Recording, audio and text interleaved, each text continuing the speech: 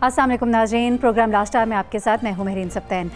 नाज़रीन, हुकूमत ने लोगों के मसाइल हल करने के लिए नेशनल एक्शन प्लान तश्कील देने का इरादा किया है और स्पीकर कौमी असम्बली असद कैसर को ये टास्क दिया इमरान खान ने कि पार्लिमानी कमेटी बनाई जाए, अपोजिशन से राबते किए जाए और तरीके इख्तियार क्या करने चाहिए आवाम के मसाइल हल करने के लिए। बेसिक नेसेसिटीज़ ऑफ लाइफ जिसे कहा जाता है, यानी कि सेहत की बात करें, तालीम की बात करें, ज़राअत की बात करें, पानी की बात करें, इन सब मसाइल को किस तरह हल किया जा सकता है, तो इसको एड्रेस किया जाए।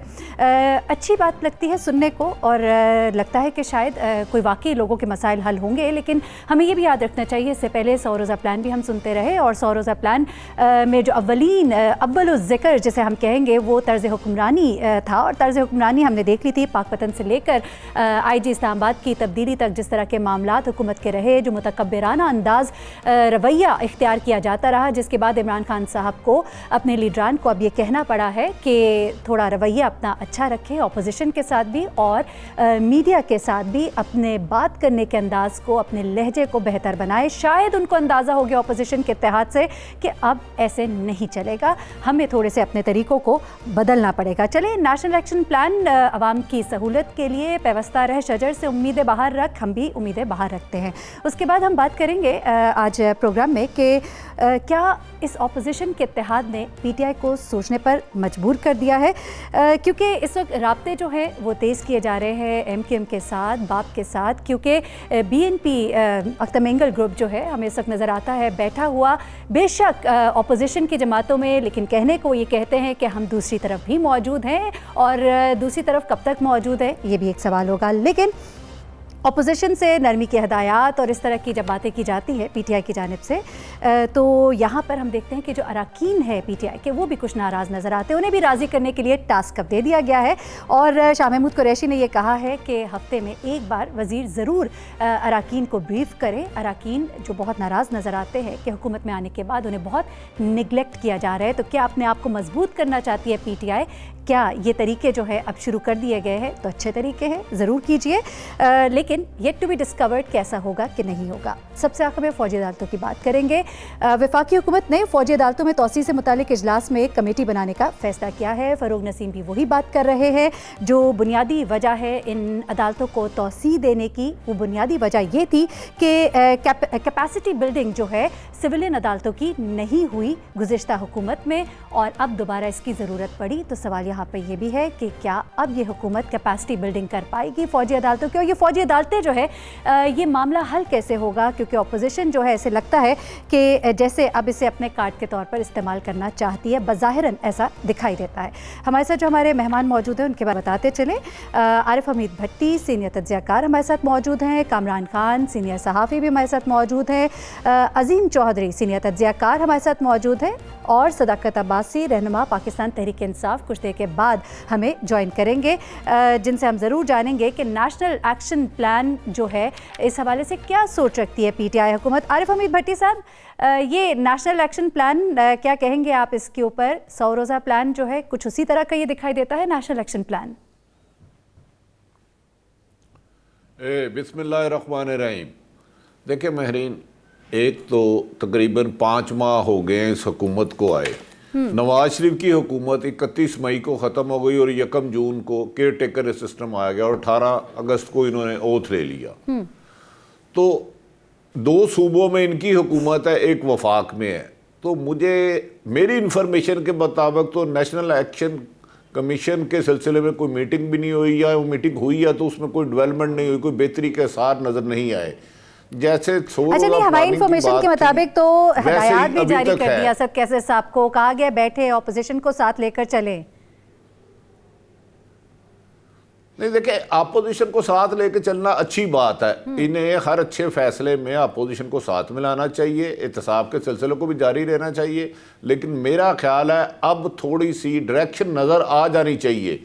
मैं मिसाल के तौर पे दे रहा हूँ, अगर हस्पताल हर शहर में इन्होंने सर्वे करना है कि यहाँ कितनी ECG मशीनें कम है, कितने वेंटिलेटर कम है, इसके लिए वर्ल्ड बैंक की ज़रूरत नहीं है, इनके पास IMF के पास जाने की ज़रूरत नहीं है। गुड गवर्नेंस लाने के लिए एक पटवारी पैसे ना ले, एक्साइज में आम शहरी का काम हो जाए, ज़कात उशर में कोई पैसे ना ले, इन चीज़ों को बेहतर किया जा सकता था। लेकिन यकीनन हर हुक्मरान के आंखें और कान अपनी मर्जी के होते हैं। तो जितनी इमरान खान से तवक्को कौम को वाबस्ता थी, मेरे ख्याल में नेशनल एक्शन प्लान में भी कोई इतनी डेवलपमेंट नहीं हुई। अगर हुई है तो यकीनन आपने जो उनके साथी बताया बासी साहब, वो हमारी इस्लाह कर देंगे। लेकिन हुकूमत को अब मेरा ख्याल है एहतसाब ही करना चाहिए सेल को, और ख़ुद गौर आम शहरियों के साथ जो वादे वलीद किए हैं उनको पूरा करने की कोशिश करनी चाहिए मैक्सिमम। चलिए ठीक है। अजीम चौधरी साहब, क्या लगता है आपको, एक तो ज़रूरत क्यों महसूस हुई? एक 100 रोज़ा प्लान दिया था, अब यहाँ पर उन्हें लगता है कि उससे काम नहीं चल पा रहा, एक और प्लान देते हैं, आवाम को ट्रक की बत्ती के पीछे लगा रहे हैं? नहीं, ट्रक की बत्ती के पीछे नहीं लगा रहे। ये 2014 का जो नेशनल एक्शन प्रोग्राम था वो गैर मुकम्मल रहा। उसमें उस वक्त की हुकूमत ने भी बहुत सारे काम जो करने थे वो नहीं किए, फंड रिलीज नहीं हो रहे थे, फौजी अदालतें अब तक काम पूरा नहीं कर सकी हुई, और पाकिस्तान के अदालती निज़ाम को जिस तरह तब्दील होना चाहिए था वो नहीं हो सका। उसकी बहुत सारी वजूहात हैं, उस पर अलग से गुफ्तगू की जा सकती है। लेकिन ज़रूरत इस बात की है पाकिस्तान के मारूज़ी हालात के मुताबिक कि पाकिस्तान की समाजी, पाकिस्तान की सियासी को छोड़ के बाकी तमाम मसाइल के हवाले से, उसमें तालीम हो, सेहत हो, समाज हो, इंसाफ हो, उसमें सफारतकारी के मामलात हों, उसमें डेवलपमेंट के मामलात हों, उसमें सनत हो, उसमें सिम्मत हो पाकिस्तान की कि पाकिस्तान को कहाँ लेके जाना है। उसके लिए पहले किसी ज़माने में 5 साला मंसूबा आया करता था, वो मंसूबे आने तो ख़त्म हो गए, फिर हर हुकूमत अपना प्रोग्राम लेकर आती थी। अब ज़रूरत इस बात की है, और हम इस नहज पर पहुँच चुके हुए हैं कि अगर अब भी हम ऐसा नहीं करेंगे तो इसके नतीजे में मज़ीद ख़राबी के हम मुतम्मिल नहीं हो सकते। लिहाजा ज़रूरत इस बात की महसूस की गई है कि तमाम पॉलिटिकल पार्टीज़ को एक जगह पर इकट्ठा करके, चौधरी साहब, चले ज़रूरत तो महसूस की गई, पॉलिटिकल पार्टीज़ को एक प्लेटफॉर्म पे इकट्ठा करे, ये भी बहुत अच्छी बात है, लेकिन किस तरह एग्जीक्यूट कैसे होगा? वो अपोजिशन जो इनकी सुनना नहीं चाहती, और वो हुकूमत जो अपोजिशन के ऊपर हुकूमत में रहते हुए भी इस तरह के ताने तशने करती है कि जिसे बिल्कुल पसंद नहीं किया जाता, किस तरह से मुमकिन हो पाएगा? एग्जीक्यूशन किस तरह से होगी, क्या लगता है आपको? आपने फरमाया था कि असद कैसर साहब को टास्क दे दिया गया है। जब स्पीकर नेशनल असेंबली को एक टास्क दे दिया जाए और स्पीकर नेशनल असेंबली निगोशिएट करवाएं तो उसके नतीजे में चीज़ें तय पा जाया करती हैं, और यकीनन फिर इसी के हवाले से लेजिस्लेशन भी होगी और उनमें कंसेंसस भी होगा।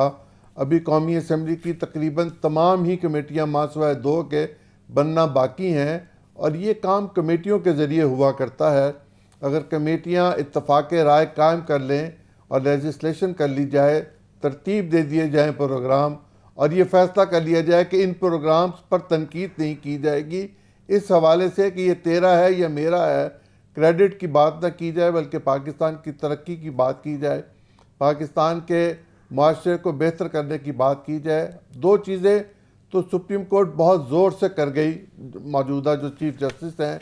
एक आबादी की जो बहुत ज़्यादा बेतहाशा हमारे यहाँ तनासुब है आबादी का, वो तमाम माशरती और मुआशी पहलुओं पर पर्दा डाल देता है, और इस रफ्तार से अगर आबादी बढ़ती रही तो हमारे तमाम वसाइल ख़त्म हो जाएंगे और गुर्बत ख़त्म नहीं हो सकेगी।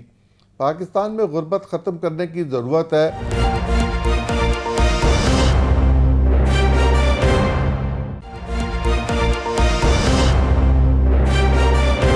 सदाकत अब्बासी साहब, थोड़ा हमें समझा दीजिएगा, ये नेशनल एक्शन प्लान किस तरह से ये एग्जीक्यूशन होगी? प्लानिंग क्या है? ऑपोजिशन को किस तरह से लेकर आप बैठेंगे? वो ऑपोजिशन जो इस वक्त तो काफ़ी नाराज़ है आप लोगों से। बहुत शुक्रिया जी। नेशनल एक्शन प्लान एक तो हमने बनाया था इंटरनल सिक्योरिटी के लिए और दहशतगर्दी की जंग को निपटने के लिए। जो मुल्क में एक मुआशी जंग है उसको जंगी बुनियादों पर निपटने के लिए, जो आपका सोशल सेक्टर है उसको डेवलप करने के लिए, हेल्थ एजुकेशन को और इस पॉवर्टी एलिविएशन को हम जंगी बुनियादों पे सॉर्ट आउट करने के लिए एक प्लान बना रहे हैं। और वो प्लान हमारा जब सामने आएगा तो आई एम श्योर कि किसी भी ऑपोजिशन को या किसी भी आपके सेगमेंट ऑफ सोसाइटी को उस पर इंशाल्लाह एतराज़ नहीं होगा, ऑब्जेक्शन नहीं होगा। हम समझते हैं कि जो एक नया पाकिस्तान था और एक पाकिस्तान था, उसमें हम माशरती, अदालती, तालीमी और एक मुआशी इंसाफ लाना चाहते हैं। उस मुआशी इंसाफ के लिए जो मुआशरे का वो तबका जो बिल्कुल इग्नोर रहा या जो बिल्कुल लोएस्ट उस पे है, लेकिन सदाकत अब्बासी साहब थोड़ी सी इसकी शक्ल तो वाजे करें ना। जिस तरह जितनी एक हमें समझ आई है वो कुछ ऐसे है कि आप लोग लेकर ऑपोजिशन को साथ बैठेंगे, उनकी सजेशन भी सुनी जाएगी, अपनी सजेशन भी दी जाएगी। किस तरह का इसकी शक्ल क्या होगी, किस तरह से इसको एग्जीक्यूशन में डालेंगे आप लोग, क्या प्लान्स क्या आपके पास? वही जो आगाज़ में हमने बात की, वो 100 रोज़ा प्लान था एक, जिसकी हमें कुछ समझ नहीं आई कि वो उसमें हुआ क्या और क्या नहीं हुआ। तो इसकी भी कुछ हमें समझ आएगी कि नहीं आएगी? देखिए, 100 रोज़ा प्लान भी आपको समझ, वो तो एक सिम तय करनी थी पूरी गवर्नेंस की, वो भी चले उस पर इस वक्त तो वो आपका टॉपिक नहीं है। ये जो प्लान है ये पूरी दुनिया में पॉवर्टी एलिविएशन, हमारे पास चाइना का मॉडल है जिन्होंने बहुत बड़ी तादाद में और बहुत थोड़े अरसे में लोगों को पॉवर्टी लाइन से ऊपर लेके, गुर्बत का जो खते गुर्बत है उससे ऊपर लेके आए। तो उसके लिए हमने शुरू में यही कहा था कि हमारी जो भी हमारी इकोनॉमिक प्लान होगा, जैसे मिसाल के तौर पे हम समझते हैं कि जितने बेघर लोग हैं हम उनको घर देंगे। पाकिस्तान में इस वक्त अवेलेबल घर जो है वो कोई 50 लाख से कम है। आप लोगों ने कहा था लोगों को नौकरियां देंगे, रोजगार मिलेगा। हमने देखा आपकी हुकूमत आई, डॉलर जो है वो ऊपर गया, रुपया नीचे आया, लोग जो है बेरोजगार हुए, लोगों को नौकरियों से निकाला गया, घरों का वादा किया गया था, हमें अभी तक कहीं एग्जीक्यूशन उसकी भी नजर नहीं आई। तो फिर किस तरह से आप वो पॉवर्टी, वो बेरोजगारी, वो गुर्बत, वो सब कैसे खत्म करेंगे? अभी तो वो जो दिया गया प्लान था जिसका इतना चर्चा था उसको कहीं तक नहीं पहुंचा पाए, एक और प्लान दे दिया आपने। देखिए, ये उसी प्लान का, वो जो हमने घरों का प्लान दिया हुआ है उस पे काम हो रहा है और आपको अगले 20-25 दिनों में, जरा मेरी बात प्लीज खत्म होने दें, 20-25 दिनों में आपको उसकी एडवर्टाइजमेंट और उसकी एग्जीक्यूशन, उसकी ग्राउंड ब्रेकिंग नजर आ जाएगी। और मेरी मालूमात के मुताबिक जून तक काफी तादाद में पंजाब में घर भी बनना, बल्कि बन जाएंगे। तो वो सारा प्लान जो है वो अब चूंकि 100 दिन में उसके लिए बहुत सारी जो है वो लेजिस्लेशन चाहिए, बहुत सारे नए इदारे खड़े करने, उनकी कानून साजी है, बहुत सारे फाइनेंशियल जो कवानीन है उनको अमेंड करना है, बहुत सारे बैंकिंग सेक्टर को इन्वॉल्व करना है, बहुत सारे डेवलपर्स को इन्वॉल्व करना। तो मैं एक बात मैंने ये कही थी, पहली बात थी कि जिन लोगों के पास घर नहीं है उनको सस्ते घर फराहम करना। जैसे आपने देखा कि जो इंतहाई गरीब लोग सड़कों पर सोते थे उनके लिए खाने का और आरजी शेल्टर का बंदोबस्त करना, ये वो प्लान है जो in the long run in लोगों को अपने कदमों पे भी खड़ा करेगा। अच्छा सदाकत साहब, आई कम बैक टू यू, क्योंकि मैंने ये भी पूछना है कि होगा किस तरह से, क्योंकि पार्लियामेंट में जिस तरह से आप लोग के मामलात रुके हुए हैं, कमेटियां कुछ कर पा नहीं रही, आपकी ऑपोजिशन जो है वो आपके साथ किसी भी बात पे साथ खड़ी नजर नहीं आती। अभी तक तो फौजी अदालतों का मामला भी अटका पड़ा है। लेकिन कामरान खान, आप जरा बताइएगा, गुज़िश्ता से पेवस्ता अगर हम पुरानी बातें देखते हैं, हम अब के काम देखते हैं, हम उसे जज करते हैं कि आगे क्या होगा, जो पीछे इरादे किए गए थे, सिर्फ हम अगर पॉवर्टी की बात कर लेते हैं, हम अगर सिर्फ बात कर लेते हैं गुर्बत को दूर करने की, तो आपको लगता है कि वो जो पहले कहा गया था वो ही अब तक ना हुआ, अब एक और प्लान दे दिया गया, तो उसमें क्या ऐसा मुख्तलिफ होगा, या कोई पता है आपको अंदर क्या प्लानिंग है ऐसी मुख्तलिफ कि ये हो जाएगा बेशक वो ना हुआ? अगर एक जुमला मैं बोलूं, सॉरी माजरत, एक जुमला अगर बोलूं, जी चलिए कमरान साहब, एक जुमला सुन लेते हैं सदाकत साहब का। जी एक्सटेंशन है। अच्छा ठीक, एक्सटेंशन है। सिर्फ एक जुमला सुन लें आपके सवाल को करेक्ट करने के लिए कि ये उन्हीं प्लान को इकट्ठा करके एक प्लान बनाना है, कोई नई बात नहीं है। अच्छा ठीक है, सही है। जी जी जी कामरान। अच्छा मैरिन, इसको उसी सीक्वेंस में ही अगर इसको आप देखें तो देखिए, ये तहरीक इंसाफ की हुकूमत आई, आते साथ ही इन्होंने बहुत सारे स्ट्रक्चरल रिफॉर्म्स जो हैं वो बनाए थे, इंट्रोड्यूस करवाए थे।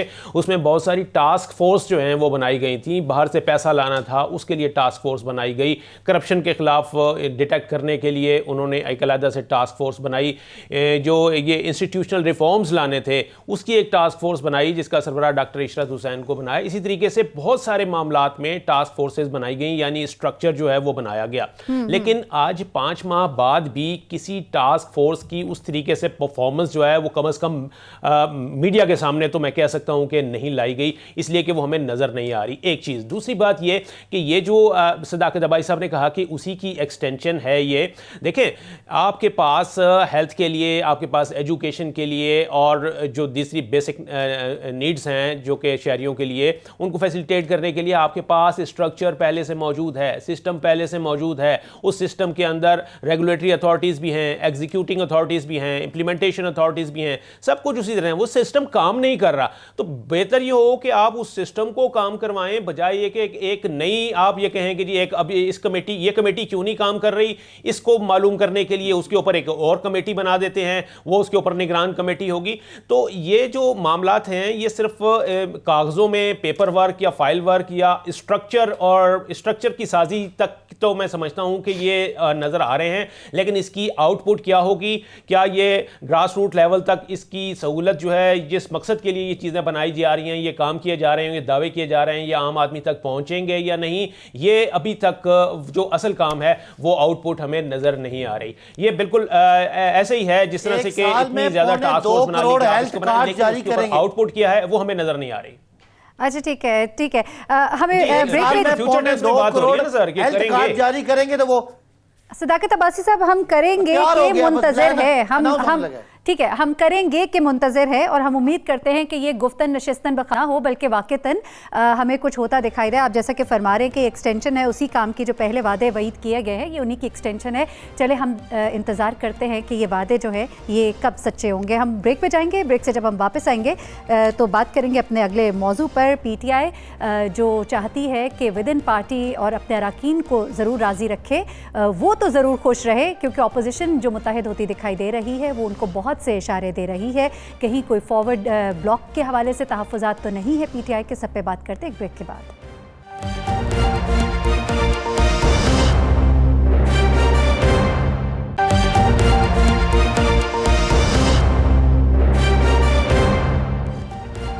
Welcome back.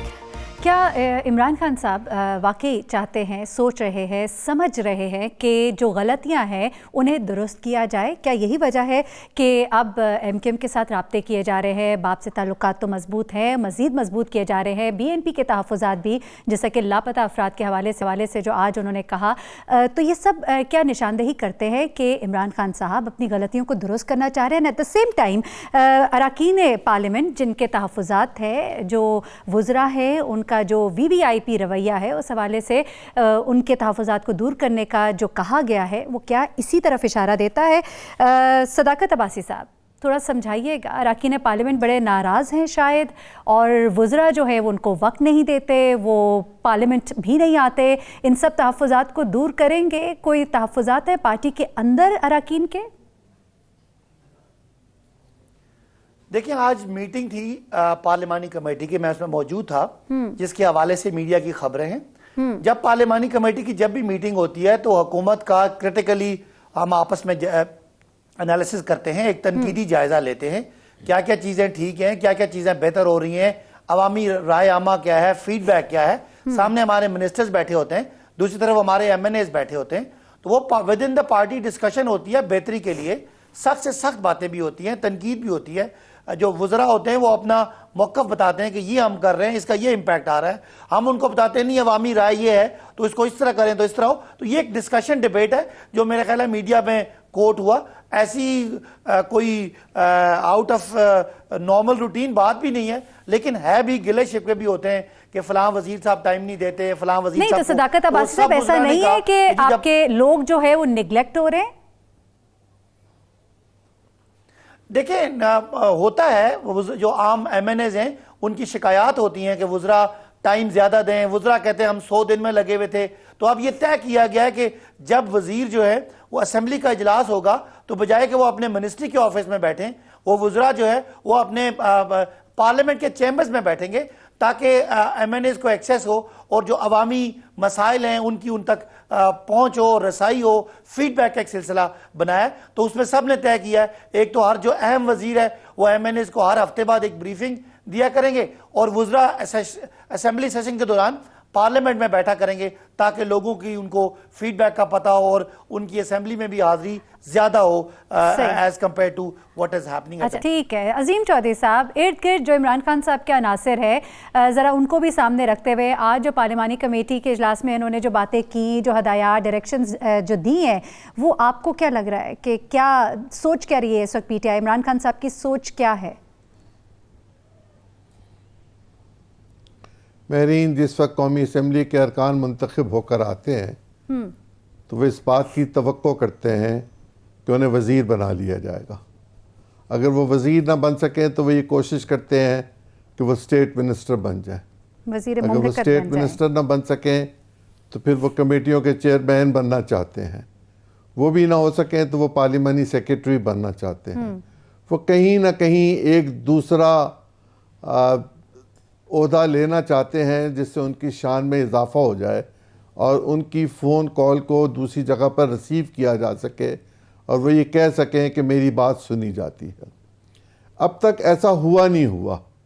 जो लोग इस वक्त वज़ीर बने उनकी बहुत बड़ी अक्सरियत ऐसी है जिसके पास तजर्बा नहीं है, जिनको उनकी मर्ज़ी की टीम्स भी नहीं मिल सकी। एक विजनरी लीडर के विजन के मुताबिक वो लोग उस स्पीड के साथ चल नहीं सके जो रिक्वायर्ड थी और उसकी वजह से जब सूबे में काम होता है, असल काम तो सूबे में होता है अरकान का और लोगों का, और तो अगर किसकी गलती है, किसकी गलती है अजीम चौधरी साहब? खुद ही हुकूमत में है, खुद ही टीमें बना रहे हैं, फिर भी नहीं एग्जीक्यूशन हो पाती। ये इसका जवाब तो सदाकत अब्बासी साहब देंगे। मैं अपना तज्जिया आपके सामने रख रहा हूँ, अगर आप इजाजत दें। जी जी जी अजीम चौधरी साहब, जब ये सब कुछ नहीं होता, ये जब ये सब कुछ नहीं होता तो फिर वो डेवलपमेंट के लिए पैसे मांगते हैं कि मेरे हल्के में ये काम होने वाला है, मेरे हल्के में ये काम होने वाला है, और जब वो भी ना हो रहे हों तो फिर वो वजीरों के गले पड़ते हैं। ये मैं अपने मुशाहिदे और तजर्बे की बुनियाद पर आपके सामने बात रख रहा हूँ। ये सुनी सुनाई बात नहीं है।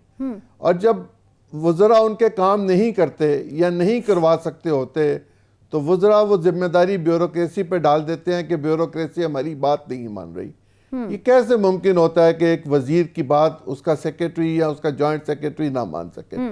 कुछ पाकिस्तान में रूल्स हैं, कुछ रेगुलेशंस हैं, कुछ ज़ाब्ते हैं, कुछ कानून हैं, और इन हालात में जबकि एक नई हुकूमत है और जो अपना पूरा प्रोग्राम अब तक पॉलिसीज़ की सूरत में सामने नहीं ला सकी, उसकी सिमत का तयन नहीं हो सका, बेसिमती के साथ लोगों के मसाइल हल नहीं हो सकते। नारे बहुत लग सकते हैं, खूबसूरत दावे किए जा सकते हैं, अच्छा मुस्तकबिल दिखाया जा सकता है, लेकिन हाल का हाल बहुत ही बुरा है। ठीक हो गया, बुरे हाल में ठीक है, आज पहली दफ़ा ठीक हो गया। अच्छा कमरान, आप बताइएगा, शहर इक़्तिदार में आप बैठे हैं, पार्लिमानी कमेटी का जो ये इजलास हुआ और जो गिले शिकवे किए गए खासतौर पर अरकान पार्लियामेंट की जानिब से, क्या इशारा देते हैं? जी बिल्कुल महरीन, इसमें जो शिकायत सामने आई वो उसमें सबसे पहली जो वज़रा के ख़िलाफ़ शिकायत ये थी कि वो असम्बली के अंदर आते नहीं। इसके ऊपर स्पीकर ने बराह रास्त वज़ीर आज़म से रब्ता किया था और उनसे ये कहा था कि आप इंश्योर करवाएं कि हमारे जो कैबिनेट मिनिस्टर्स हैं ये सेशन के अंदर आएँ, सवालात के जवाब दें, डिबेट में हिस्सा लें और इनकी प्रेजेंस से कम हमें अपोजिशन को जो है उनको टैकल करने में हमें बड़ी मदद मिलेगी। उनकी गैर हाज़िरी की वजह से बहुत नुकसान उठाना पड़ रहा है। एक चीज़, दूसरी बात यह है कि वज़रा के ख़िलाफ़ जो है वो उन्हीं के जो अपने अरकान असम्बली हैं दीगर, उनको उनकी भी शिकायत थी। उनका यह कहना था कि वज़रा जो हैं वो अपनी पॉलिटिक्स कर रहे हैं और उन्हें जो है वो अपना एक्सेस हासिल नहीं है, एक वज़ीर तक भी एक्सेस हासिल नहीं है कि वो वज़ीर से अपने कोई हल्के के काम जो है वो शेयर कर सकें। और तो एक तीसरी भी शिकायत आई थी कि वज़ीर बहुत मसरूफ है, वो जो 100 रोज़ का एजेंडा था जो पूरा नहीं हो सका 100 रोज़ में, लेकिन उसको कंप्लीट करना है, अगला एग्जीक्यूशन प्लान दे दिया है, वो मसरूफ है बहुत, कैसे मिले? जी वो बिल्कुल उन्होंने यही कहा है, लेकिन मैं बता रहा हूं कि एक कारकुनों की भी शिकायत है। कारकुन जो हैं वो भी ये कहते हैं, देखें जब भी कोई पार्टी किसी इलेक्शन में बरसर इक़्तिदार आती है महरीन, तो उसमें 3 टीयर्स बनती हैं। एक वो हुक्मरान तबका हो जाता है जो कि ऑफिस बेरर्स होते हैं, जिसमें कि वज़ीर आज़म, वज़रा, मशीर और चेयरमैन और पार्लिमानी सेक्रेटरीज वगैरह ये ये होते हैं। दूसरा जो है वो आम अरकान असम्बली होते हैं, जो असम्बली के तो अंदर होते हैं लेकिन उन्हें ओहदा कोई नहीं मिला होता। और तीसरी टियर जो है वो आम कारकुनों की होती है, जो नारे मारती रही और सपोर्ट करती रही, जिनकी बदौलत ये सारा सेटअप जो है ये बरसर इक़्तिदार आया होता है। तो ये इन तीनों में जो इख्तलाफात हैं, जो डिवाइड है, that is very much clear. और एक और चीज़ थी जो कि इसमें आई, इस इजलास में जो है वो देखने को मिली, वो ये था कि मैं ये तो नहीं कहूँगा कि वज़ीर ख़जाना असद उमर के ख़िलाफ़ थी, लेकिन वो मुल्क की मैशियत की इस वक्त जो सूरत हाल थी उसके ऊपर बहुत ज़्यादा तशवीश का इज़हार किया गया। और असद उमर को ये बावर कराया गया कि वो जो ज़मीनी हक़ाइक़ हैं उसको समझें। ये भी देखना होगा कि डॉलर की कीमत क्या है, ये भी देखना होगा कि जो इस वक्त महंगाई की रेशो है वो कहाँ जा रही है, ये भी देखना होगा कि अनएम्प्लॉयमेंट की क्या सिचुएशन है। असद उमर ही नजर आ रहे होते हैं। अच्छा कमरान, चले बाकी सब बातें छोड़ते हैं, ये बताएं कि आपको क्या लगता है कि ये जो सीरियसनेस थी इस इजलास की आपको नजर आती है कोई? जी देखिए, एक तो यह है कि इमरान खान की जानिब से बाकायदा डायरेक्शन दी गई है कि हर वजीर जो है वो असम्बली के इजलास में अब आएगा और अपनी अपनी मिनिस्ट्री का वो जवाब दे होगा। तो बड़े वादे किए थे ना, वो भी आया करेंगे पार्लियामेंट, अब सब सवाल करते हैं उनसे, कहांगे वो सारे वादे उनके, जब खुद नहीं करेंगे तो उनके नीचे। जी बिल्कुल, आपने सही बात जोड़ी है। देखना, बिल्कुल वजह बात है कि अगर इमरान खान साहब खुद अपने वादे पर अमल नहीं कर रहे तो वज़रा के वादों पर कैसे उनको पाबंद बनाया जा सकता है। लेकिन ये कि मेरा ख्याल है कि आज के इजलास के बाद ये कोई इम्प्रूवमेंट जो है वो जरूर अपने वज़रा को तो कह रहे हैं कि आप लोग अपनी प्रेजेंस को पक्का करें, जाएं, अपने अराकीन से मिलें। वो जो वादे आपने खुद अपने हवाले से किए और जिस पे बड़ी उम्मीदें थी, नवाज शरीफ साहब पे बहुत तनकीद करते थे, खुद तो कभी नजर नहीं आए। देखिए, आप सबकी जो तनकीद है वो एक हद तक जायज भी है, वो भी मसरूफ है। जो हमने आपको वादा किया आप हमने चाहते हैं कि वो वादा पहले दिन से पूरा हो। देखिए, जब नई गवर्नमेंट आती है नहीं हो गए, तो हर बंदे को एक सेटल होने का टाइम, जी नहीं, सेटल होने का टाइम चाहिए होता है। वज़रा ने अपनी टीम एक बनानी होती है, अपना प्लान चॉक आउट करना होता है। 100 दिन का प्रेशर था। चीज़ें हम जब रूटीन में आती हैं तो फिर ये सब कुछ एग्जीक्यूट होना शुरू हो जाता है। शुरू में कोई भी आप मकान बनाना भी शुरू करते हैं तो शुरू में बहुत प्रॉब्लम होती है, आपको लोग इकट्ठे करना पड़ते हैं, टीम करना पड़ता है। इसी तरह हमारा एक एक्स्ट्रा ऑर्डिनरी हमें प्रॉब्लम आया, जो मईशत के प्रॉब्लम थे, खासकर जो बैरूनी हमारा जो अदायगियाँ थी उनका बहुत बड़ा इशू था। इमरान खान साहब का सबसे बड़ा जो फोकस था वो इकॉनमी को ट्रैक पर डालना, फॉरेन पेमेंट्स का बंदोबस्त करना, IMF का जो चैलेंज है उसको मीट करना, और फिर जो आपकी इकॉनमी में जो स्ट्रक्चरल प्रॉब्लम थी, आपकी करेंसी की बहुत ओवर वैल्यू थी, आर्टिफिशियली मसनूई तौर पे ऊपर रखी हुई थी, आपके दीगर स्ट्रक्चरल जो प्रॉब्लम है, अपॉइंटमेंट करनी है, लोगों के इंटरव्यूज करने हैं, इदारों के हेड्स लगाने हैं, आपने कहा MNAs को वजारतें देनी है, उनको जो कमिटीज हैं उनके बारे में डिस्कशन करनी है। Do you think it less important, सदाकत अब्बासी साहब, having said that, कि ये सारे काम करने जरूरी थे? Do you think it less important on the floor of parliament आना, जो वादा किया उसे पूरा करना, जवाबात देना? जरा मुझे सिर्फ 2 जुमले और बोलने दें। जब ये चीजें पूरा सेटअप बन जाता है तो फिर गवर्नमेंट फंक्शन करती है। अभी बहुत जगहों पे आजकल भी अपॉइंटमेंट्स हो रही हैं, वहां इंटरव्यूज हो रहे हैं, तो जब ये चीजें सेटल हो जाएंगी तो फिर ये सारे वादे पूरे होंगे। आप बहुत सारा कुछ आपकी तवक्कुआत है, लेकिन बहुत सारी चीजें प्रैक्टिकली करने में, चलिए दैट शोज के आप समझते हैं कि वो बाकी सब बहुत जरूरी है, ये जरा कम जरूरी है। आरिफ कुछ कहना चाह रहे थे, हमें ब्रेक पे जाना है।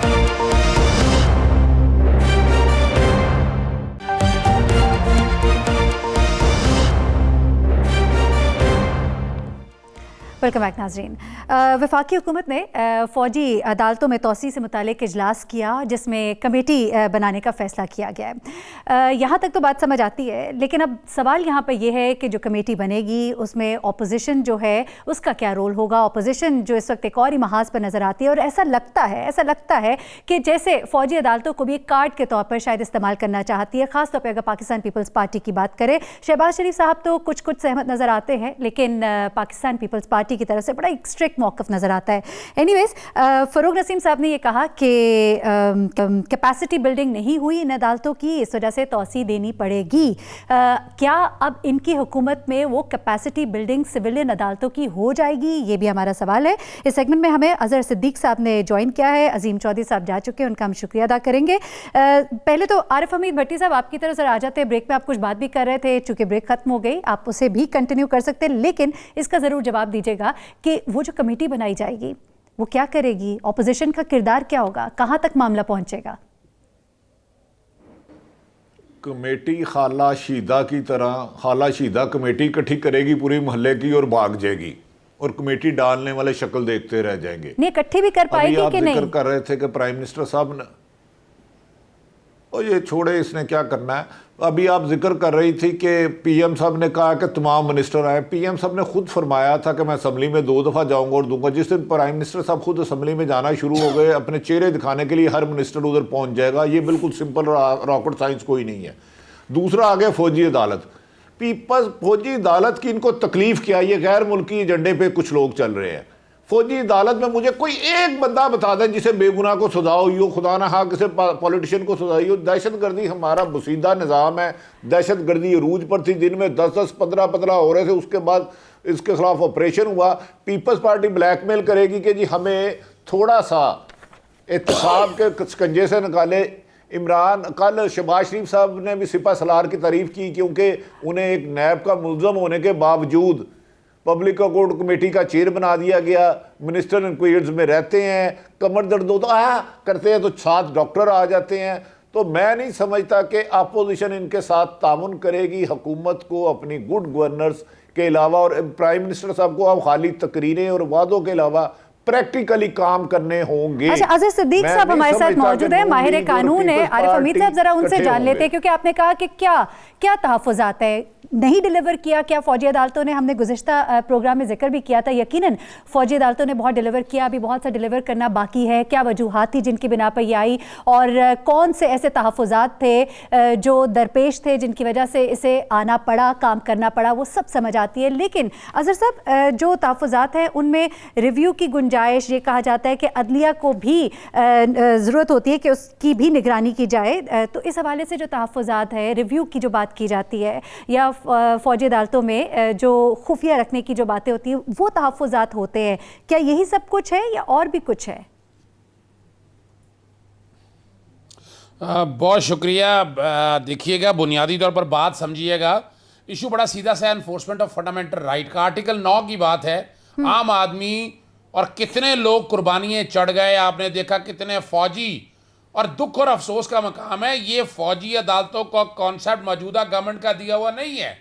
ये पिछली गवर्नमेंट ने दिया था, बाकायदा आनी तरमीम आई थी, एक टाइम लिमिट फिक्स किया था कि काम दोनों ने करना था। बल्कि उस टाइम तो पीटीआई के अपने तहफ़्फ़ुज़ात भी थे इस पर आगाज़ में। मैं देखिए ना, मैं वही बात कर रहा हूँ कि ये तो सारा जुडिशियल सिस्टम में बेहतरी लानी थी आपने। और वजह ये है कि हमारे यहाँ टेररिस्ट को, आपको पता है वजह, रीज़न क्या है? सुप्रीम कोर्ट की जजमेंट्स अगर आप Karachi law and order position में देखें तो टेररिस्ट विंग तमाम सियासी जमातों के अंदर हैं। यानी this is the basic reason कि उन्होंने हमारा आम अदालती निज़ाम बेहतर करने की कोशिश नहीं की, ना कानून साजी ऐसी की कि हमारे जजेस को प्रोटेक्शन, गवाह को प्रोटेक्शन देने के हवाले से कोई काम अभी तक प्रैक्टिकली नजर आया हो। ये तो मजबूरी है, मैं मजबूरी का लफ्ज इस्तेमाल नहीं कर रहा, it's a constitutional obligation. Article 9 को सामने रखते हुए आपको ये करना है। और ये जो तमाम हमारे सामने वो तमाम हालात और वाक़यात मौजूद है, किस तरह से जजेस जो है वो उन केसेस से इनकार कर देते थे, जो गवाह होते थे उनको क्या तहफ़्फ़ुज़ात होते थे, ये सब कुछ जो मामले हैं ये इन फौजी अदालतों की वजह से हल हुए बेशक।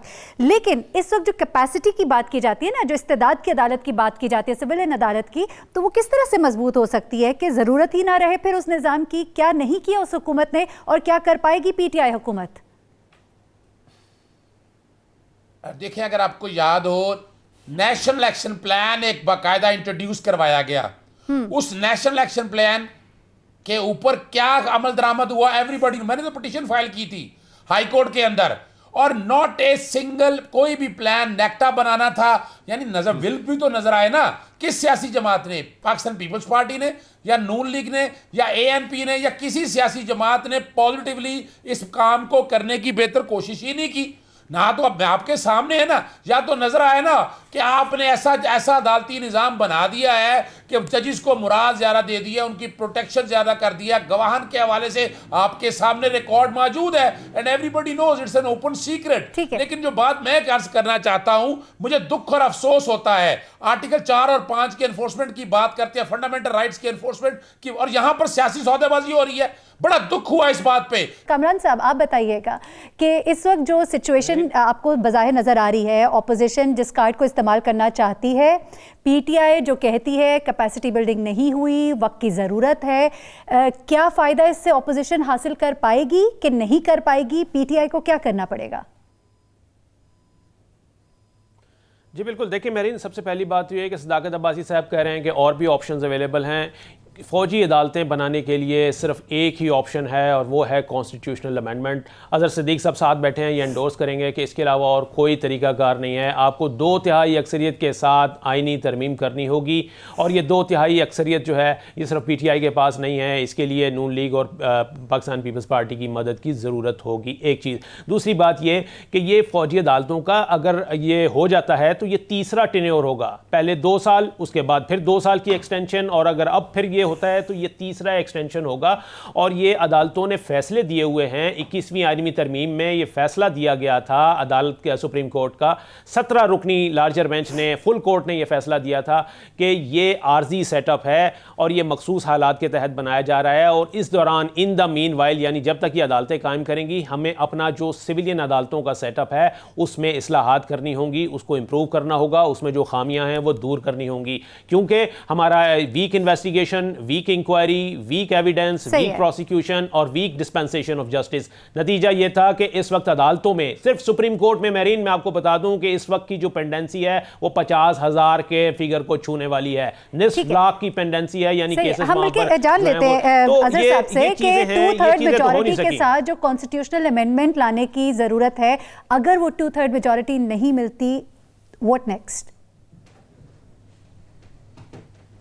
देखिए, मैं एक चीज़ तो मैं कामरान साहब के इस कॉन्टेक्स्ट में, पेंडेंसी के हवाले से भी अदालतों पे डालने की कोशिश की जा रही है। अदालतों का इशू नहीं है पेंडेंसी, बुनियादी तौर पर जजेस उतने ही रखे हैं आपने कोई निज़ाम ऐसा बनाया नहीं, मलेशियस प्रोसिक्यूशन का कोई बनाया नहीं, झूठे पर्चे आते हैं, मुकदमे आते हैं, तो अदालतों ने तो उसको एडजुडिकेट करना है कानून के मुताबिक ही। इसी तरह जो जहाँ ये बड़ी रेलेवेंट बात है कि आपका अगर देखा जाए तो ये जनवरी, पहली जो अमेंडमेंट इफेक्टिव हुई थी वो जनवरी में हुई थी, 6 जनवरी से, तो दूसरी जो अमेंडमेंट हुई वो गालबन मार्च के अंदर, जो एक्सटेंशन हुई थी वो मार्च के अंदर। लेकिन सवाल ये है कि अगर ये बड़ी पार्टीज, ऑपोजिशन पार्टीज नहीं मुत्तहिद होती तो फिर क्या ऑप्शंस अवेलेबल है? देखिए, फिर यहाँ इसके 2 तरीकेकार आपके सामने बड़ा वाज़े तौर पर आएंगे। फिर एक तो पहली सी बात है, कॉन्स्टिट्यूशन अमेंडमेंट अगर नहीं होती है तो ये मामला आपको आला अदालतों के सामने ले जाना पड़ेगा। आला अदालतें इस मामले में इंटरप्रिटेशन के हवाले से क्या कहती हैं, वो डायरेक्शंस देती हैं, लेकिन कई ऐसे केसेस मौजूद हैं कि जहां एनफोर्समेंट ऑफ फंडामेंटल राइट्स के हवाले से अदालतों ने इंटरवीन किया है। ये अदालतों तक अगर ना ही लेके जाएं तो ज्यादा बेहतर है। बेहतर यही है कि आपके तमाम पार्लियामेंटेरियन, यही मैं तो आपके सामने रख रहा हूं ना कि अगर मिसाल के तौर पर अमेंडमेंट अगर नहीं आती है तो फिर it is going to be a very difficult situation, क्योंकि यहां अदालत अपने तय तो लेके नहीं आ सकेगी। या फिर 184(3) के अंदर अगर ये मामला सुप्रीम कोर्ट के सामने आता है तो सुप्रीम कोर्ट को किसी ना किसी टच स्टोन पे ये देखना पड़ेगा, एनफोर्समेंट ऑफ फंडामेंटल राइट के कॉन्टेक्स्ट में देखना पड़ेगा कि जब तक कैपेसिटी बिल्डिंग या गवर्नमेंट को कहेगी कैपेसिटी बिल्डिंग करने के लिए अफोर्ड कर सकती है या कुछ इसको इस्तेमाल करेगी, क्या करेगी, क्या दिखाई देता आपको? देखें, अपोजिशन, मैं आपको चैलेंज कर रहा हूं कि टूल के तौर पर ब्लैकमेल करने की कोशिश करेगी हुकूमत को, बाज़ाहिर गुफ्तगू नहीं करेगी, अंदर डील करेगी कि दोनों बड़ी पार्टी के सरबराहों के खिलाफ एहतसाब के केस चल रहे हैं, उन पे हाथ नरम कर दिया जाए तो हम साथ देंगे। नहीं, वो कोशिश करेंगे, कोशिश। लेकिन मैं आपको बताऊं, नून लीग साथ आ जाएगी, पीपल्स पार्टी ज्यादा ब्लैकमेल कोशिश करने की कोशिश करेगी, लेकिन इन्हें करना ही पड़ेगा, क्योंकि ना अदारे इतने, ना प्रोसिक्यूशन इतनी बेहतर हुई है, ना विटनेस का इतना निज़ाम है। 80,000 हम जाने गवा चुके हैं। बहालत मजबूरी और ज़रूरत के तकाजे के तहत ये मिलिट्री कोर्ट्स बनाई गई थी, शौक से नहीं थी। अगर हमारे अदारे इंडिपेंडेंट मजबूत होते तो ना ज़रूरत पड़ती। जब सियासी हुकूमत 4 साल 2 दफ़ा एक्सटेंशन करके नई डेवलपमेंट कर सकी, तो अब आवाम को दहशत गर्दों के रहमो करम पे नहीं छोड़ा जा सकता। इन्हें अमेंडमेंट बिल्कुल करना दुरुस्त, होगी, क्योंकि वो या ना सब उसके कुछ जो बाद फिर किया जाना चाहिए उनका था आईनी वो हक नहीं है। किया गया, इस्तेदाद को अदालत नहीं बेहतर किया गया, वो अमेंडमेंट्स नहीं लाई गई जो कि ज़रूरी थी। तो फिर अब फौजी अदालतें वक्त की ज़रूरत है। ऑपोजिशन को अपने मुफादात को एक साइड पर रख के मुल्क और कौम के मुफाद को सामने रखना ही पड़ेगा। अज़ीज़ सिद्दीक साहब, सदाकत अब्बासी, कामरान खान और आरिफ हमीद भट्टी साहब, आप सबका बहुत शुक्रिया प्रोग्राम में शामिल होने के लिए। मुझे मेहरीन सब्तैन को इजाज़त दीजिएगा। अपना बहुत ख्याल रखिएगा, अपनी दुआ में हमें भी याद रखिएगा। अल्लाह हाफिज़।